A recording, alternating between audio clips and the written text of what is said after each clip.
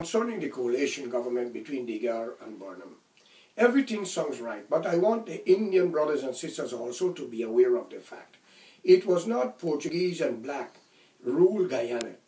It was Guyanese that ruled Guyana. Because when the coalition government was formed in 1966, 7 Indian that was with the PPP crossed the floor.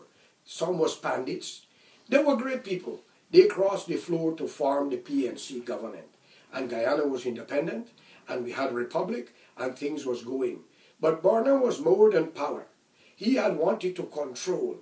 Even though he passed his order and ruled Guyana with an iron fist, so to speak, because of fear towards Indian race, Portuguese and Chinese, Portuguese started to migrate to Canada and elsewhere, while Chinese also follow behind.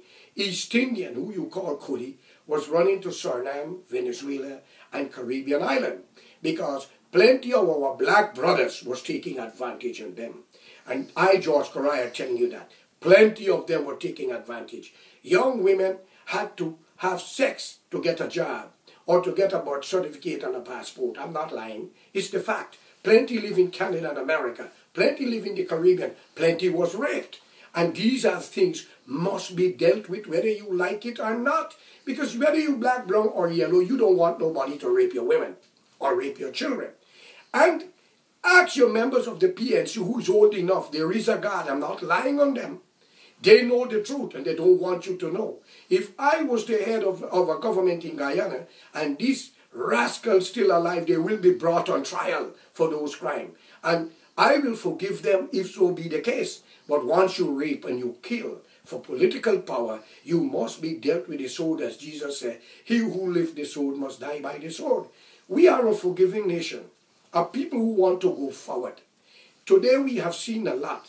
Then we see in the late 80s, the late Walter Rodney, young historian, a black brother, who came back to Guyana and rise a political movement with the WPA and become a leader.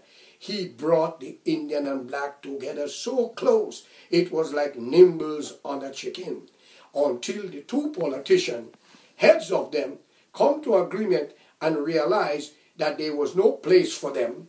As Jerry Jagan said, he's not in politics to take back seat. I was there when they had a meeting, and Dr. Jagan said those words. He's not there to take back seat. He's not in politics for back seat.